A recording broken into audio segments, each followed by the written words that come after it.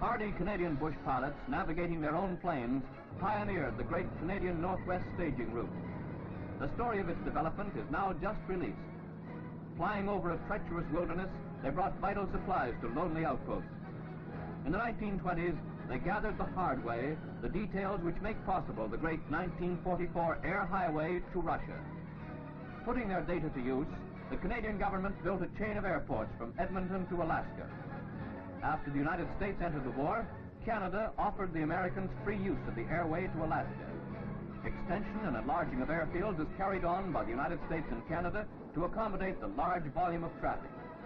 A typical example of good neighbors at work together.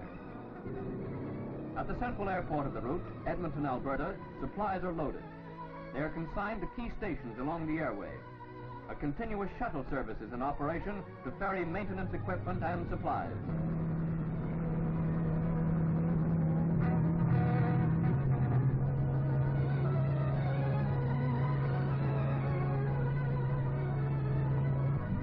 The first port of call is Fort St. John, an old trading post of the 90s.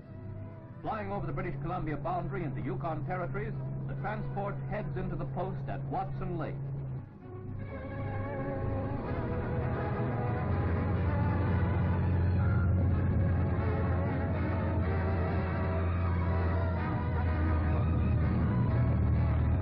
At Watson Lake, refueling is done by the United States Army Air Corps. Everything from bed springs to meat is unloaded as the precious octane fills the tanks for the next stage of the trip.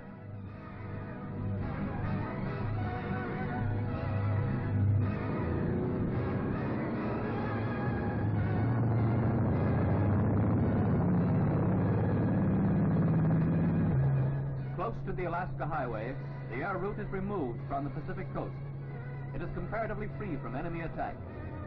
At Whitehorse, Yukon territories, the American ambassador to Canada, the Honorable Ray Atherton, inspects the station and its staff. Relics of yesterday's transportation systems contrast strangely with the modern way of travel. Dog teams are still used in rescue parties.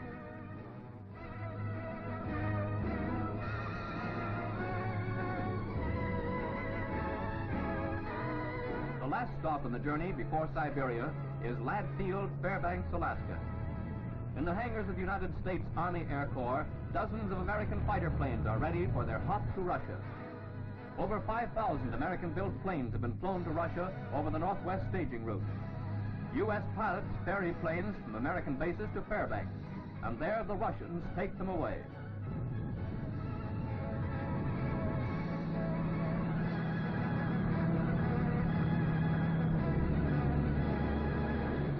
Through the friendly cooperation of two good neighbors, with a third across the Aleutians, another deadly arrow is on its way, aimed at the very heart of a doomed Germany.